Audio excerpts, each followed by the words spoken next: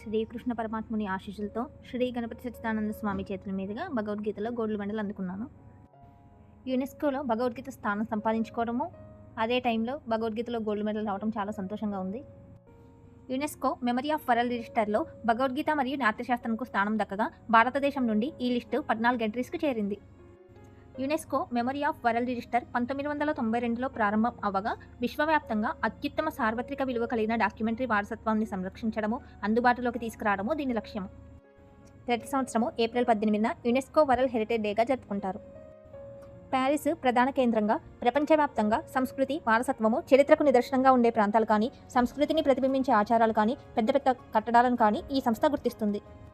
భారతదేశం నుండి ఇప్పటి వరకు 43 world heritage sites, UNESCO intangible cultural heritage లిస్టులో 15, యునెస్కో క్రియేటివ్ సైట్స్ నెట్వర్కింగ్ లిస్టులో 8 ఉన్నాయి.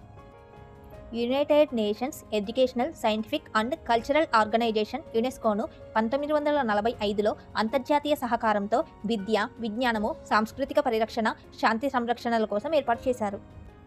యునెస్కో మొదటి అధికారిక జనరల్ కాన్ఫరెన్స్ 1946 నవంబర్ 19 నుండి డిసెంబర్ 10 వరకు ప్యారిస్లో 30 దేశాల ప్రతినిధులతో నిర్వహించబడింది. యునెస్కో ఏదైనా ప్రదేశాన్ని వారసత్వ ప్రదేశంగా గుర్తించిందంటే అది ఖచ్చితంగా చూడవలసిన ప్రదేశంగా ప్రపంచపటంలోకి ఎక్కుతుంది.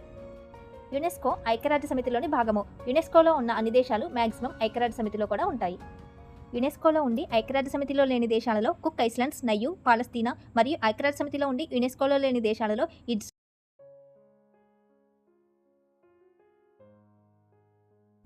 కురుక్షేత్ర యుద్ధభూమిలో శ్రీకృష్ణుడు మరియు అర్జునుడికి మధ్య జరిగిన సంభాషణే భగవద్గీత.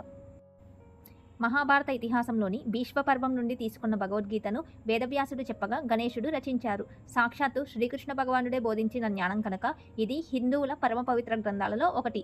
భగవద్గీతలో 18 అధ్యాయాలు, 700 శ్లోకాలు ఉంటాయి. భగవద్గీతలో ఒక్కొక్క అధ్యాయము ఒక్కొక్క యోగము అంటారు. 1 నుండి 6 అధ్యాయాలను కర్మషట్కము, 7 నుండి 12 అధ్యాయాలను భక్తి షట్కము, 13 నుండి 18 అధ్యాయాలను జ్ఞాన షట్కము అని అంటారు. నాట్యకళ శాస్త్రీయ గ్రంథమైన నాట్యశాస్త్రంను క్రీస్తుపూర్వం 2వ శతాబ్దంలో భరతముని రచించారు. ఈ గ్రంథము భారతీయ శాస్త్రీయ నృత్యము, నాటకము, సంగీతము మరియు రంగస్థల కళల ప్రాథమిక సూత్రాలను వివరిస్తుంది. రసం వంటి ఆందోళనాత్మక భావాలను స్థాపించి భారతీయ కళలను ప్రభావితం చేస్తుంది. 36,000 శ్లోకాలతో కూడిన ఈ గ్రంథంను నాట్యవేదము అంటారు.